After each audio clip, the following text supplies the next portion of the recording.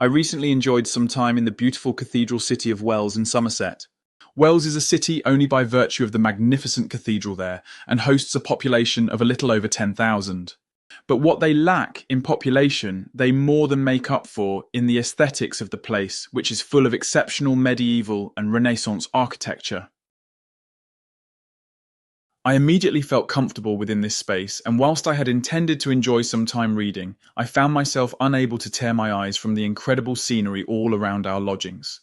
Instead, I spent hours simply sitting and absorbing the rich texture and light in the spectacle before me. This experience inspired me to reflect on the impact of beauty on our well-being. What does beauty do to us biologically, and what is the significance of this?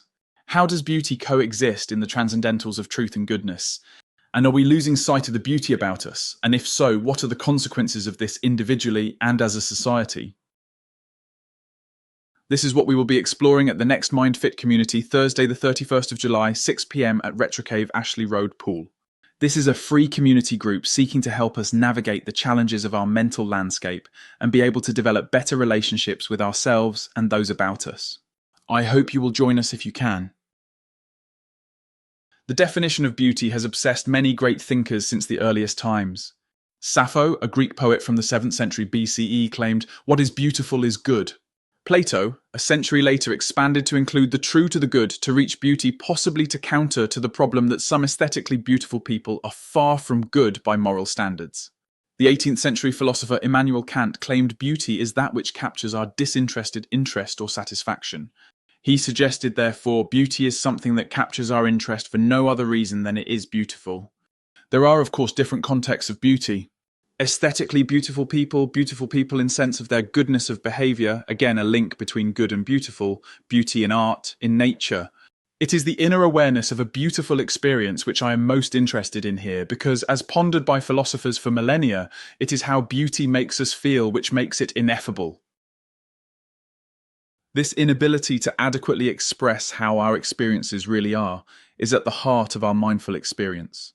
We translate as best we can into internal language as well as the words we share to seek to connect our experience with each other.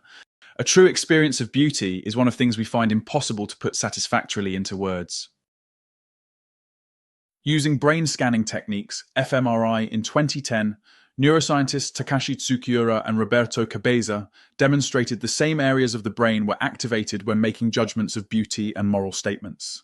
This found some mechanistic explanation for the age-old association of the beautiful to the good, because the processing areas of the brain were broadly identical.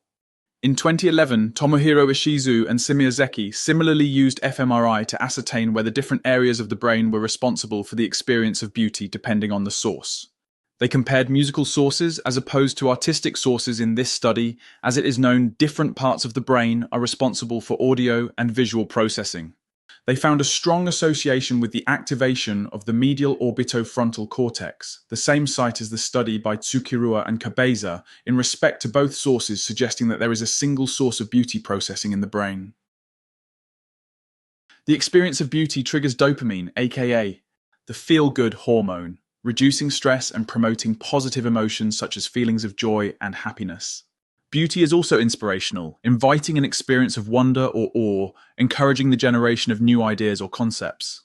Beautiful experiences can also be protective, as shown in the 2015 study by Vandenberg et al. They found that looking at green landscapes improved the body's ability to recover from stressful exposure after viewing the scenes.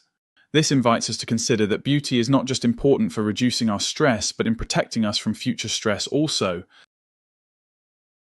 When we do not have access to beautiful experiences, we therefore lose an effective source of stress management and stress protection. We also lose sources of inspiration and wonder, and the world can seem darker and more threatening for it. We are reminded of the strong synergy between mind and body and the need to nourish our minds with something beautiful and maybe even good and true to help counterbalance the proclivity of the mind to negativity. When our architecture is utilitarian or even brutalist rather than beautiful, and our access to green spaces are diminished, this does not help our mind space.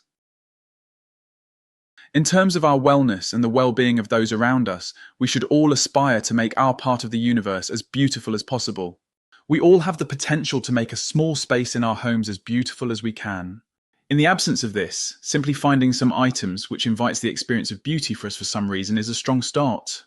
When we focus on the reintegration of the beautiful, we might inexorably find ourselves on the path to the good and the true at the same time, and this just might be a better experience for everyone.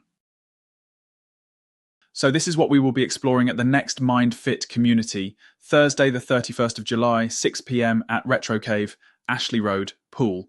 I hope you will join us if you can. Thank you.